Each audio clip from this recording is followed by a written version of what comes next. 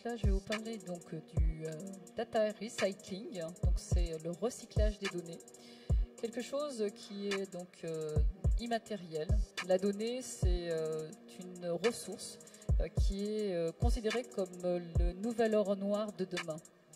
Et ce nouvel or noir de demain est une ressource extrêmement intéressante parce qu'elle va nous permettre justement de répondre à une grosse problématique qu'on a actuellement, qui est que notre monde est en train de changer. Alors pour parler rapidement de notre solution, donc on est un éditeur français de logiciels qui est expert en gouvernance et en gestion du cycle de vie de la donnée et de l'information. Voilà, cette donnée, cette information, c'est devenu finalement une denrée comme une autre, d'accord ? On parle effectivement de denrées qu'on ingère pour notre organisme. Eh bien, la donnée et l'information, c'est une denrée intellectuelle. Et donc une denrée intellectuelle, on ne peut pas faire n'importe quoi avec, elle peut être toxique pour nous. Donc imaginez effectivement qu'on ingère n'importe quoi. Et elle peut créer de l'infobésité, elle peut également définir le syndrome de Diogène, c'est ceux qui ne jettent rien. Donc voilà, donc vous pouvez comprendre, c'est que c'est devenu extrêmement important pour nous. Alors imaginez demain qu'on coupe Facebook, on coupe Instagram, on coupe tous ces réseaux sociaux. Alors vous pensez peut-être que nos jeunes vont sortir, ou vous-même, en disant « Mon Dieu, c'est super, c'est génial, regardez, le ciel est bleu, la nature est verte, c'est génial ». Eh bien pas du tout, on va crier haut et fort qu'on nous a coupé de nos libertés, de notre capacité à nous exprimer et à avoir de l'information. Donc on se rend bien compte que cette donnée, cette information est devenue essentielle à nos vies.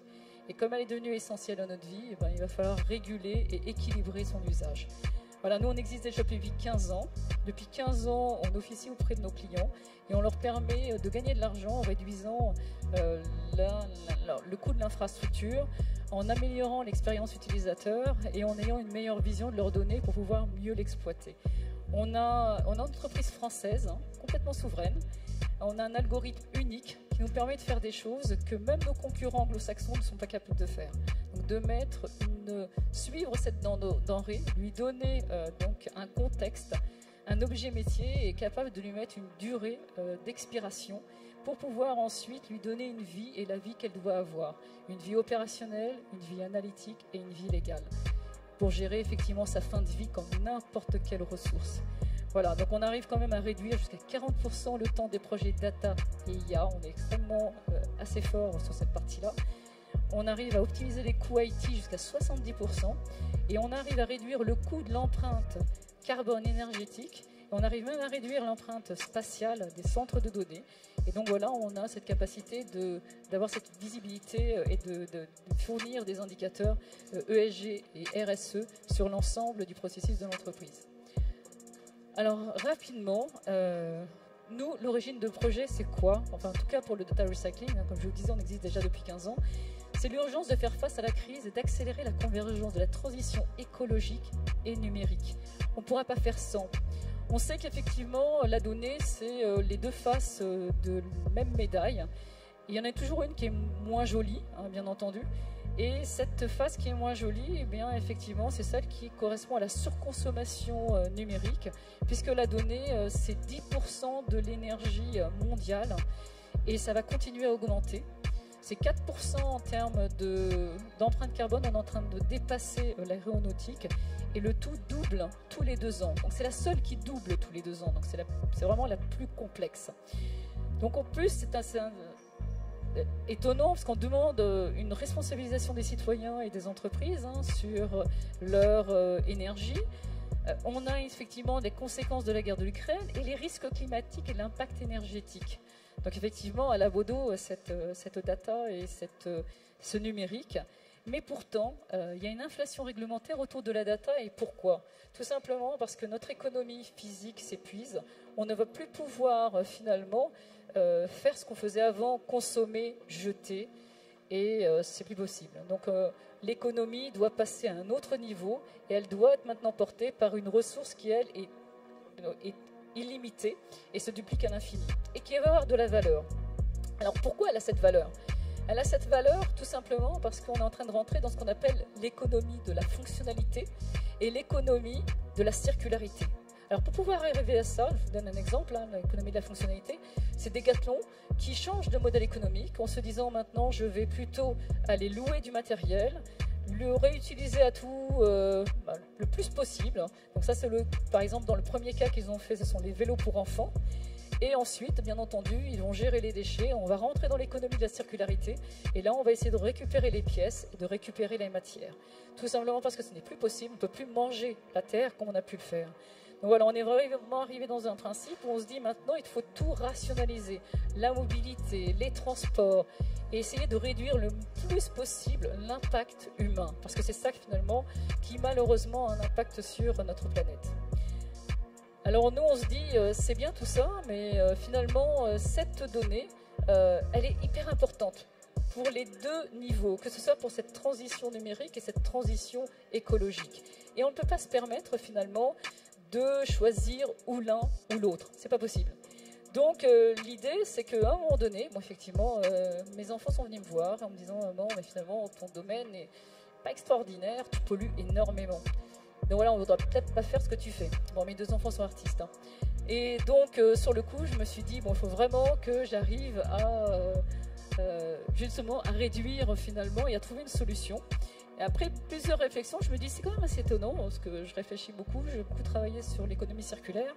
Et je me suis dit, finalement, on produit, on exploite, on consomme, finalement, cette ressource qui est immatérielle, même elle pourrait rejoindre l'économie circulaire. Et en fait, quand on regardant, je me dis, mais ça fait 15 ans qu'on fait ça, qu'on réduit, qu'on met finalement une date d'expiration à la donnée, qu'on est capable de l'extraire de façon sélective et qu'on est capable de la mettre dans des espaces énergivores, de moins en moins énergivores, pour permettre à nos clients finalement de gagner en coût infrastructure et finalement de pouvoir effectivement gagner en amélioration donc, de l'expérience utilisateur. Et je me suis dit, mais c'est génial finalement, si on valorise tout ça, la possibilité d'accélérer les projets data, et bien finalement on arrive à réduire fortement l'empreinte carbone. Donc on s'est fait labelliser Solar Impulse, et effectivement c'est super, il y a 3 experts indépendants qui viennent vous voir, qui sont effectivement des spécialistes dans votre domaine, et qui vont vous évaluer sur 3 niveaux, votre capacité à faire, donc on a un algorithme unique qui permet de le faire, votre capacité à réduire l'empreinte carbone, on la réduit fortement sur un secteur qui est particulièrement nouveau et qui va pouvoir permettre de relancer l'économie. Et on termine par la rentabilité, ils se disent c'est génial, en plus ça permet finalement de ne prendre que le meilleur de tout le reste. Super, donc sur le coup on se dit génial, on réduit ça, on remet ça dans des espaces de moins en moins énergivores, parce qu'en fin de compte la donnée a une logistique. Elle suit finalement tout un principe, hein, des circuits d'information, des terminaux et des data centers. Et on arrive effectivement jusqu'à réduire l'empreinte spatiale, parce qu'on a un effet sur les processeurs. Et pour finir, ce fameux reuse.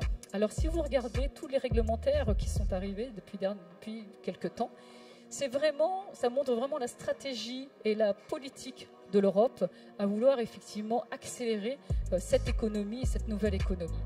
Vous avez déjà le RGPD. Alors le RGPD, en plus de nous apporter effectivement le contrôle sur nos données, parce qu'on a découvert hein, finalement quand c'est gratuit, c'est nous le produit, et bien en gros le RGPD ça permet surtout de retirer ce pouvoir qu'avaient les GAFAM, qui étaient des États dans des États, et qui permettent finalement de redonner le contrôle aux citoyens, qui va pouvoir aussi permettre la portabilité des données et l'accès aux données. Le deuxième, donc on voit déjà que là on commence à avoir une fluidification de la donnée. Vous avez ensuite le Data Governance Act qui apporte la notion de data altruisme. Alors celui-là permet aussi de fluidifier la donnée. Le Data Governance Act, c'est quoi? C'est de dire qu'on va pouvoir donner de la donnée à des chercheurs, à des startups, pour qu'elles puissent justement créer leurs produits. Et pour pouvoir le faire, on ne peut pas le faire n'importe comment. Il faut qu'on s'assure de l'usage et donc justement leur donner la possibilité finalement de le faire par des tiers de confiance. Le troisième, c'est le Data Act, le Data Act, qui permet de, par exemple, vous avez des constructeurs de véhicules. Ces constructeurs de véhicules, ils construisent le véhicule, ils collectent les données, donc ils ont 2 pouvoirs, bien entendu. Et bien entendu, comme ils ont le monopole, ils sont aussi capables de faire la maintenance. Mais ça n'ouvre pas la possibilité à des acteurs d'ouvrir et de construire un nouveau business autour de la data. Donc l'Europe a décidé de dire, eh bien maintenant ce sera transféré de façon automatique à la demande de celui qui détient par exemple le véhicule, mais ça peut être n'importe quel objet connecté, et il va pouvoir effectivement créer un nouveau business, peut-être le garagiste de demain. Donc voilà, donc là on est vraiment dans la fluidification de la donnée, et tout ça ce sera gratuit, bien entendu, pour la partie Data Act. Et on termine, donc je ne parle pas de l'IA Act, du Cyber Act, etc., qui doit construire un monde qui doit être de confiance autour du digital. Et en gros, vous allez avoir ensuite le SG et le RSE, parce que cette économie nouvelle, où on ne consomme plus n'importe comment, on ne jette plus n'importe comment, elle doit être maintenant faite avec une nouvelle culture, une nouvelle façon de penser. Cette nouvelle façon de penser, c'est l'entreprise qui doit devenir une entreprise à mission. Donc on ne peut plus être seulement rentable et pousser la rentabilité à l'extrême. Il faut maintenant avoir une mission. Et cette mission, eh bien, écoutez, c'est une mission de responsabilité, que ce soit sociale, sociétale et environnementale. Et donc voilà, donc là la boucle est bouclée. C'est un joli monde qui s'offre à nous, alors il sera effectivement digital, mais il nous permettra peut-être effectivement de repartir sur quelque chose de nouveau, une économie qui sera un petit peu plus sympa. Et si possible, que cette donnée, on puisse l'exploiter comme on veut. Donc pour pouvoir le faire, il faut qu'on se fédère, qu'on travaille ensemble et que cette donnée, on la transfère et qu'on ne la garde pas jalousement. Donc voilà, donc l'idée, c'est que tout le monde rentre dans cette fameuse économie circulaire et cette belle histoire pourra démarrer. Ben voilà pour parler de notre belle histoire qui est le data recycling.